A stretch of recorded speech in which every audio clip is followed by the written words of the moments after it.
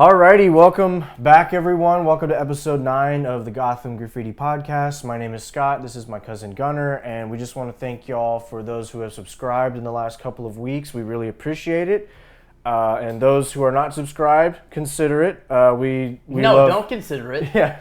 Please do. Please do. We like to talk about superheroes here, and we want to grow a community, and we just want to get our stuff out easier to you guys. But I know last week's episode was a little bit longer. We did our Star Wars special, and if you haven't seen that, please go watch that. But we'll make this episode a little bit shorter, just to kind of offset it a little bit. But regardless of it being a short show, we do have we got some good stuff. We got some cool stuff we want to talk about.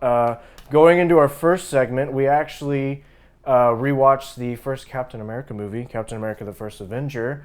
And we'll probably do this every now and then. We'll watch an older superhero movie and kind of give our thoughts on it. Call it Film Digest. Film Digest. That's a good title. I'll put it down Film Digest. There. Yeah. So we'll do our first edition of Film Digest. We're starting with Captain America: The First Avenger, and let's go ahead and start with you. Get kind of your overall thoughts on the movie. Yeah. So the first two Captain America movies are my favorite movies to come out of the MCU. That's very unpopular. I'm aware of that, but I love the first two Captain America movies. I think the first Captain America does not get enough credit in terms of, I think you could arguably say it's a top 3 origin film in comic books. Well, I think it gets overshadowed a lot by the Winter Soldier. Soldier. In terms of actual just origin, I would put off rough shot, not off what's my favorite actual best film. I'd probably say Batman Begins, the first Avenger, and the first Spider-Man movie, maybe Sam Raimi. Yeah, probably, and maybe you throw Iron Man in there somewhere. Yeah, those 3. I think Captain America's right in there, and I don't hear enough people talk about that. I think it's the perfect origin because it's. If you knew nothing about Captain America and you watched that movie, by the end of the 2-hour mark, you've fallen in love with the character. He's one of your new favorite superheroes. You know everything you now need to know about him going into whatever next project they're going to do with him. That was one of the biggest things that stuck out to me upon the rewatch, as well as this is actually a point that Scott brought up, and I thought it was to the T, was this was when Marvel was focused on quality humor and not quantity. Yes. And we talked about that, where the humor is it's not every other line. And when it is done, it's done well. And it doesn't take away from, you said something, and maybe you can dive into this more after I say this. He said something that was a great point of letting a scene sit. And just whereas in a lot of these new Marvel projects within the last 5 to 6 years, it's like something impactful happens or serious or kind of uncomfortable. And they break it up with humor every single time. And they don't do that. Even with the scene where Steve is kissing the blonde receptionist and Peggy walks over and she's like, oh, and it's uncomfortable. It's like, ooh. Yeah. And they don't break it up. They let it sit. Now they have that fondue line with Tony Stark's dad. But that's not till after the next scene has started. They let that scene sit. So, if you kind of want to go into that a little bit more. Well, yeah. One of the biggest things I wrote down was it's just refreshing. Because kind of like what you said, it just feels like every single Marvel movie we've seen in the past, 5 years. Obviously there's exceptions.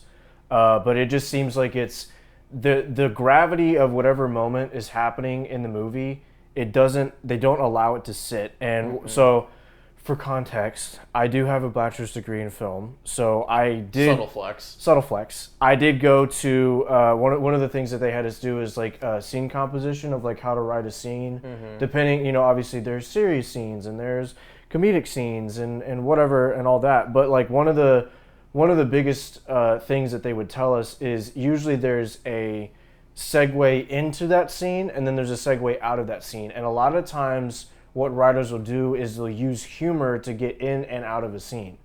So back when Marvel, back in 2008, 2012, 2013, when they would do that, they would go into a scene, they would let the scene sit, have the serious moment, and then they would do a joke that it's not that funny, but it kind of gets you to chuckle, and it kind of resets you. It's like, okay, we're out of the serious moment, we're going to do something else. And in this film, they actually did that pretty well. One of the examples that we talked about after it was over was the night before he actually goes into the experiment. Oh, yeah, with the doctor. When he's talking with the doctor, I don't remember his name. But like they really went into like, you know, talking about being a good man versus a good soldier. They went over some of the exposition with Red Skull, and like they really like built Red Skull up as like this big bad guy, and talking about like, Steve, it's really important what we're about to do. I need a good man who understands what strength is and not take it for granted, so that when you do get the strength, you know, you don't go mad with power. And then there was a little joke about like not having fluids before. Yeah, he pours him a shot. And he's like, oh, wait, no, you can't drink that. And it kind of like gets you to chuckle a little bit. It's not that funny, but like it gets you to chuckle a little bit. But it doesn't take away from the moment. It doesn't take away from the moment. It gets you out of the moment and going into the next scene of the experiment, happening to Rogers. And it's just, it's really refreshing to see when Marvel would really let moments sit and not break everything up with just quantity over quality humor. So yeah, I mean, and some of the other things I've got down is aside from Captain America, one of my favorite things about the film is so for context, our great grandfather was a colonel in the Air Force during World War II. So we grew up with a great reverence and respect. And just like a lot of the other country, World War II is very romanticized. Yeah. And so, you know, we're the same way. And I think the film really did nail the World War II aesthetic. Yeah. It was really good homage. Even the stuff like when they're at the World's Fair with Bucky and the girls. It's just a lot of it. It's done very well when they're doing the chase scene throughout Brooklyn and the city and the cars and the signs and the architecture. It just, you could tell they took a lot of attention to detail with that, and that was something I really appreciated with it. Also, the relationships in this movie are very touching. Yeah. And I don't just mean Peggy. Obviously Peggy. Well, yeah, but the stuff Bucky, with the doctor. Bucky. Yeah. His stuff with Tony Stark's dad, even though it's kind of here and there. Right. It's just, even the stuff with Tommy Lee Jones as the general. Yeah. He's actually very, like, unironically funny. Just very. Oh, he's great. But just, you could tell they really wanted to make Steve the glue of all these relationships. I think the stuff, after rewatching it, you know, being a little bit older, and, you know, one of the big, you know, things in that is how Bucky's Steve's only real friend. And this movie came out when we were 11. And when you're 11, you've got a bunch of friends. Now that we're older and, you know, grown men, you've got maybe 2, 3 that you really can call your friends. And so watching Bucky die, it hits that, you're like, oh, man. Like, you know, like you can't imagine losing your brother or something. And they execute that to perfection. Yeah. I also wrote down, I think the choreography in it's great. I think a lot of I don't think a lot of people talk about that. A lot of the action, because to your point, I think a lot of it gets overshadowed by the Winter Soldier. Yeah, because it's turned up to 11. It's turned up to 11. But a lot of the action and the choreography and the fights are actually very good. I was thinking that in the end of the Red Skull fight, like it's not just basic. Like there's like very intentional movements and very intentional pieces with the shield and the Tesseract and, you know, everything else. I really truly think this is a very well polished film. You know, I mean, I don't know if you have anything else you want to add on it. Well, I mean, kind of going back to what you said earlier about like Steve being the glue, I really appreciated in this movie how you got to see Steve Rogers' heart. Yeah, they nail the character. Yeah, and like not that they don't in the other movies like the Winter Soldier and Civil War and all of that, but like seeing the origin of him when he's all skinny and talking about how he can't get, you know, he has trouble with women and he gets beat up in alleys all the time, and then whenever he gets the superpowers of how he's like, you know, I think one of the lines that he said that I was like, oh, that's, I mean, not that I haven't heard it before, I was like, oh, that's kind of cool, is he's like, I don't really want to kill anyone. I just don't like bullies. Yeah, he's like, so you want to kill Nazis? Yeah. And he's like, I don't want to kill anyone. I just don't like bullies. Yeah, because like he understands what it's like growing up, you know, being picked on, you know, all the time. And then when he gets the superpowers, like I was about to say, is, you know, you kind of get to see the dorkiness of him trying to figure out how to do it. But then also by the end of the movie, he's like, you know, he knows what he's doing and he knows how to use his powers, and he's sticking it to the man, to the Nazis, and, you know, defeating them and all of that. And that was just really refreshing to see as well, just because, you know, we haven't seen Steve Rogers since, you know, 2019 in Endgame? Yeah, 2019. So, you know, it's been 5 years since we've got to see him on screen. It was just kind of cool to see what he was like in the early days of him being Captain America. Yeah, because I think to your point, it's not that you don't see it in any of the other movies, but you don't see it as prevalent. Yes. Because that's the other thing is I think even in his third movie, it's like the Avengers 2.5. It's Avengers 2.5. Like it's not really a Captain America movie. So yeah, I mean, I think just to close it out, I think it's just it has so much character. It has so much charm. If you haven't seen it in a while, go back and watch it. You're going to enjoy it. It's also, I feel like it really utilizes its runtime really well. It's like 2 hours and 6 minutes. It doesn't try and do too much. Yeah, the pacing's pretty good. Stays right in its lane of where it needs to be. It's just, I really enjoy the first Avenger. Okay, so going off of that, we're going to go straight into our Read of the Week.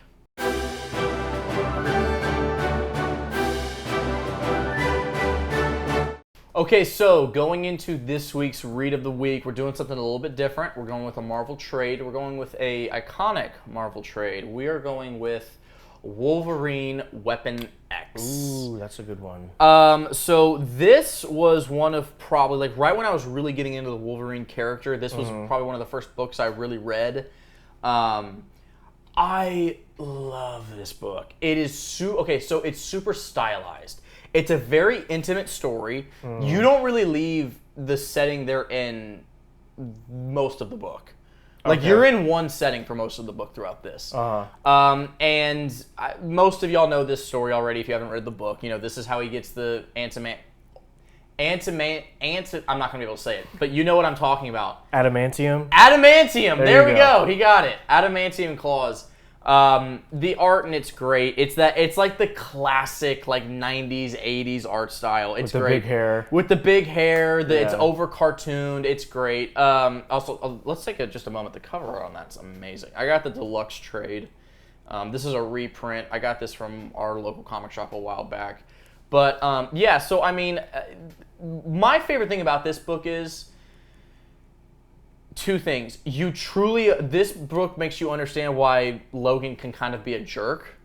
You see where a lot of the pain and a lot of where he feels less than human, and he really struggles with the human side of his being comes from this story. You see that. You also get to see him be Wolverine.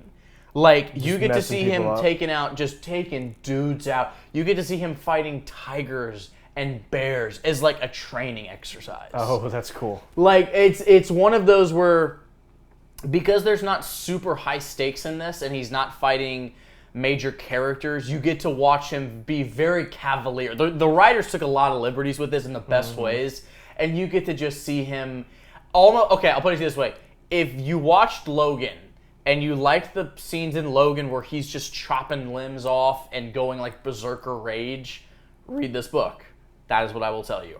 I can't get into too much of it only because it's a pretty popular story and a lot of people already know it. And if I go into any more of it, I'll just straight up be telling you what happens and that'll be spoiling it. But it's not super long.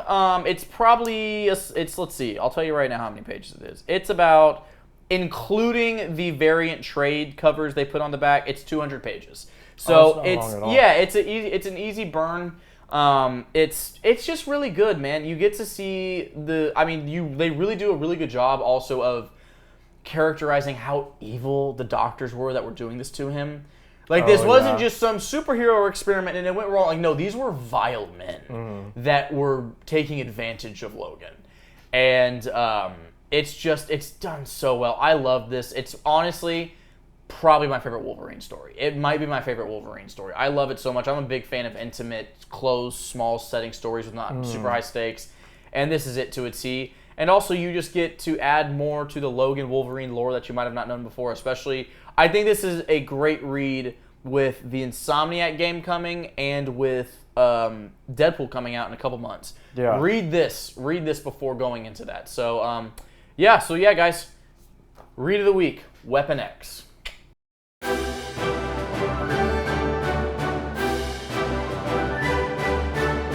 All right, coming off the read of the week. So news has been kind of slow here in the last couple of days, so we don't really have a whole lot. But we do have a it was an interview with Snyder, Zack Snyder? Yeah, so Zack Snyder went on the Joe Rogan podcast, and that's what it was, yes. There's a piece of the interview that got clipped where Snyder's talking about you make Batman irrelevant if you don't put him in positions where he has to make the choice to kill.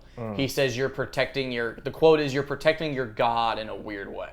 Now, as Snyder fans, I hate that take. I hate it.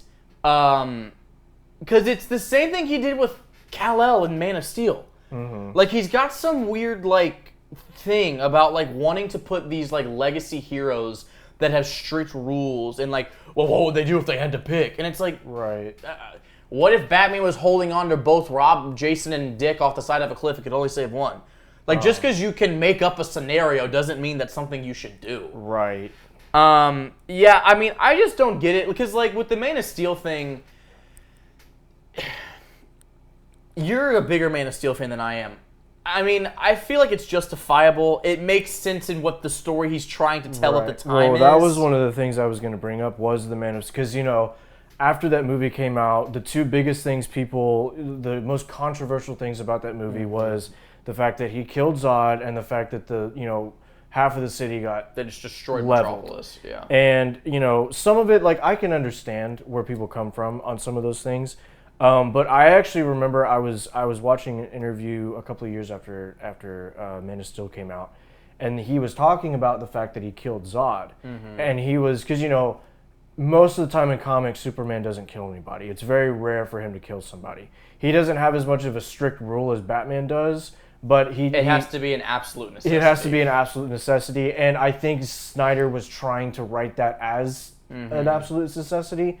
But anyway, in that interview that I was talking about, one of the things that he was saying is that it was going to be after that moment, and there was going to be a lot of talk afterwards with people that Superman cares about, where he was going to use that as an example. He's like, I've killed a man, especially like a Kryptonian, one of my own blood, and I had to do it, but I don't want to ever have to do it again. Right. And so, like, then he would become more of like a let's find a different way kind of guy. Right. Because he's still so young into his journey as Superman at the time. So what he was originally going to do is use that Man of Steel example as kind of a learning experience for Clark to not, like, cross that line unless he absolutely has to. And there was going to be a lot of guilt and shame that came with that, despite the fact that he had to do it in order to save the planet. But going back to kind of, you know, this new comment with Batman, I agree. Batman shouldn't really be put in positions like that. Not to say that it can't make for good storytelling, and obviously he should make the choice to not kill. Yeah. But we have had Batmans in the past that have killed that are beloved. One of the biggest examples is Keaton's Batman. Like, he straight up punched Joker off a roof. Yeah. And, like, he fell to his death, and, like, there was no remorse on Well, no, Batman. He didn't punch him off the roof. He was going up the ladder on the helicopter. Well, remember, he punched him.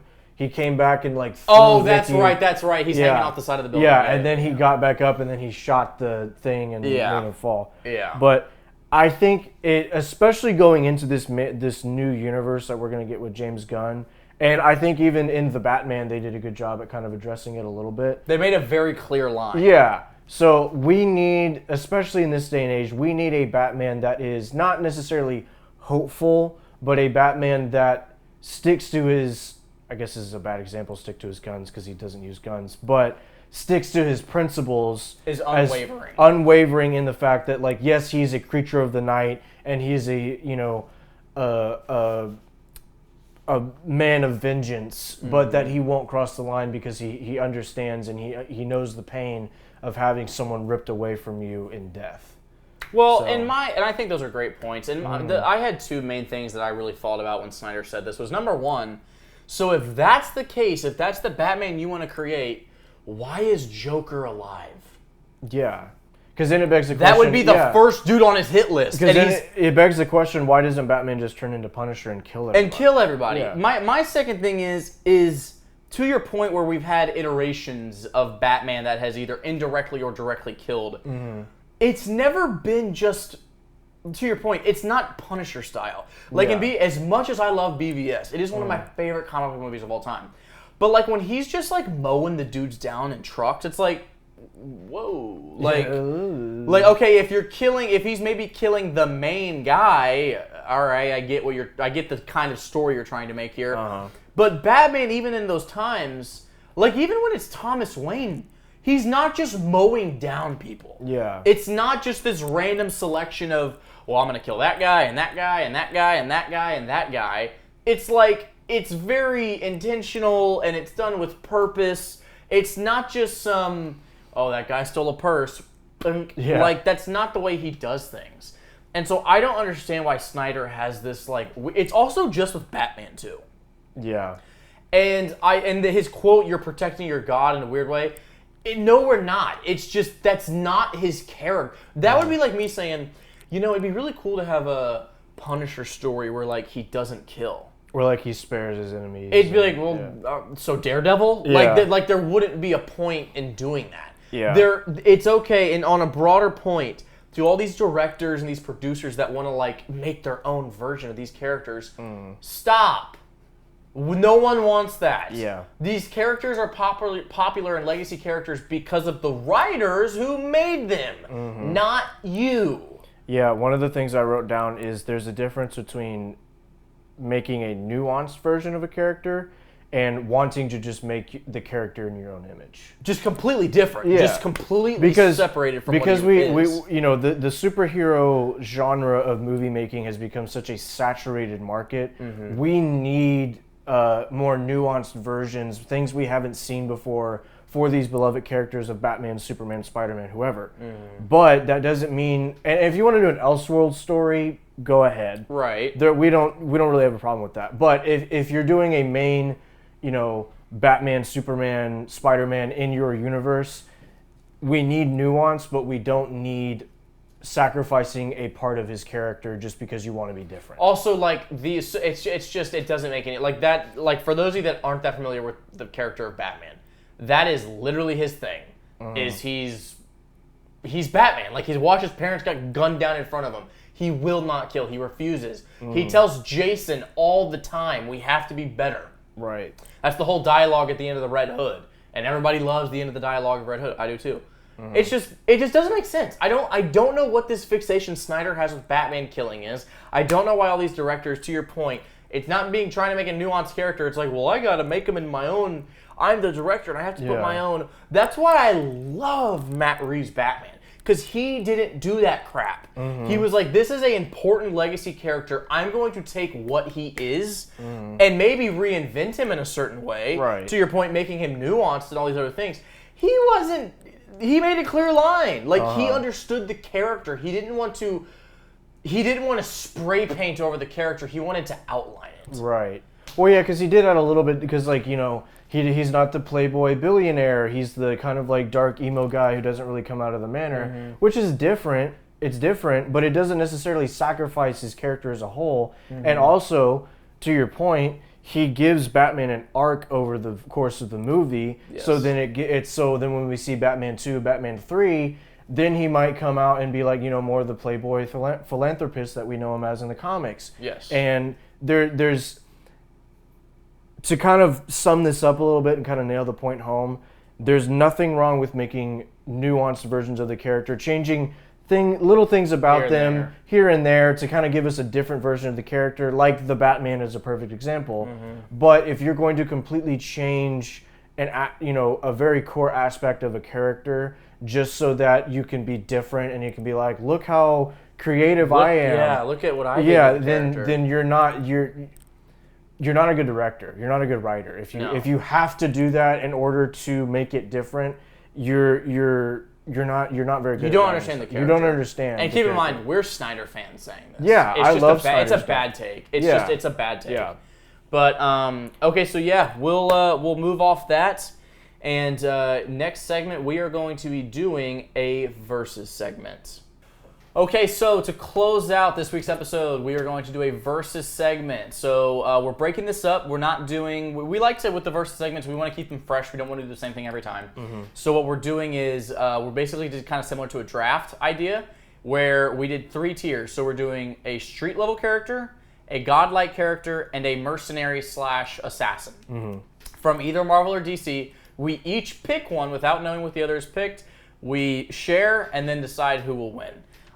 So we are going to start out with our street level characters. So Scott, who is your street pick? So my street pick is from the Marvel Universe. It is Iron Fist. Okay, so mine is Daredevil. Oh, how did I know you were going to do that?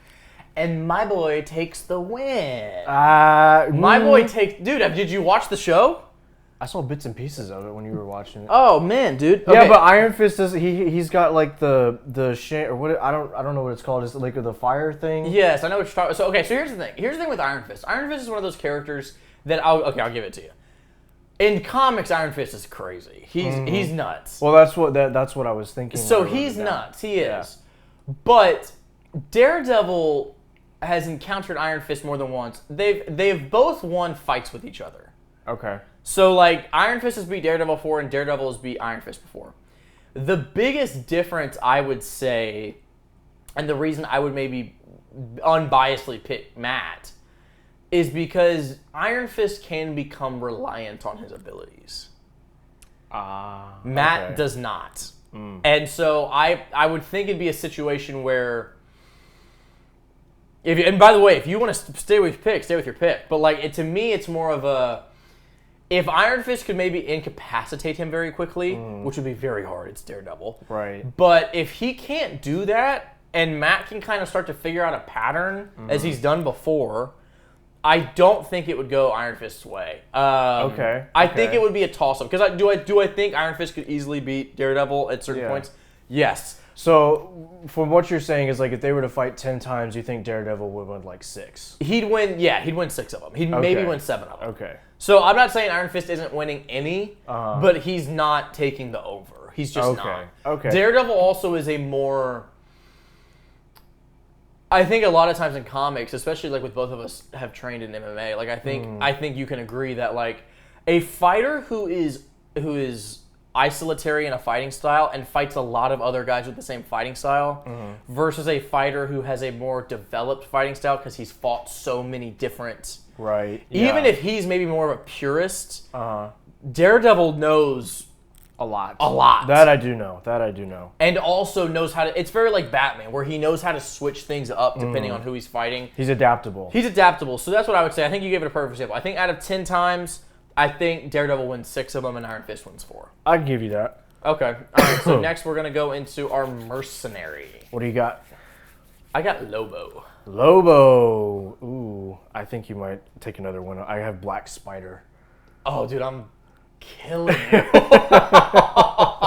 Well, because I was trying to find a character. I was like, I want a mercenary, but not someone who's, like, super obvious. So I picked Black Spider. And... the thing about Black Spider is that he very much varies in all of his adaptations. Depends on the iteration. So in some adaptations, he doesn't have any superpowers at all, and he just has like his guns and whatnot. And then other iterations, he's like almost a carbon copy of Spider-Man. Yes. A much less powerful version of Spider-Man, to where like Green Arrow can handle him. So I mean, like if he can go toe to toe with Superman, like I don't think. Well, yeah, dude, I'm not going to lie. I wasn't expecting that. I was expecting you to come a little bit heavier with your mercenary. Well, because DC's so heavy with mercenaries. Well, because I was like, I didn't want to pick Deathstroke, but I didn't want to go as far as, like, Lobo. Because, like... You know what would have been a good pick for you? Like Black Manta. Yeah, but I didn't feel like he was, like, a pure mercenary. Like, he's, like... If Manta's not hunting Aquaman, he's a mercenary. I guess, kind of... I guess it depends on what you're reading. Yeah, like it depends because I saw it because I did like a list of a bunch of mercenaries in DC and like he was on there, but I was like I don't feel like he's like a. Oh, you know what is Bronze Tiger?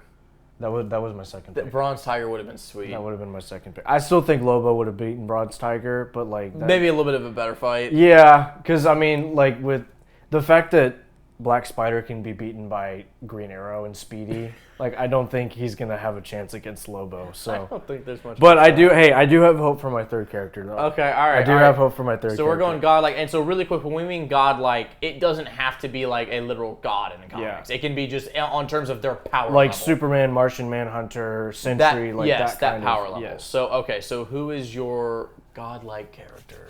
Galactus. Okay, so 2 and 1. So you didn't get skunked. Well, who's yours? Flash. Okay. Flash. Yeah, you didn't get skunked because I do think that the Flash could have put up a decent fight against Galactus. Yeah, I mean. But when he goes planetary mode and he's I just don't know what Flash could do. I mean, especially I'm thinking like Wally here, not Barry. But like I don't know.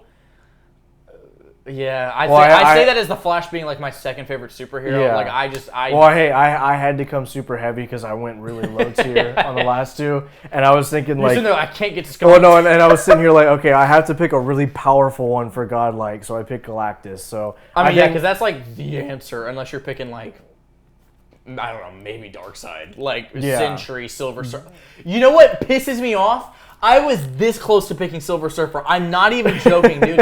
I was this close to picking Silver Surfer. I mean, hey, but I was like, that was too left field. Like, I'm not gonna pick Silver Surfer. You still took two of the three. Yeah, so. Dang, dude. I was this close. I was like, I'll pick the Flash.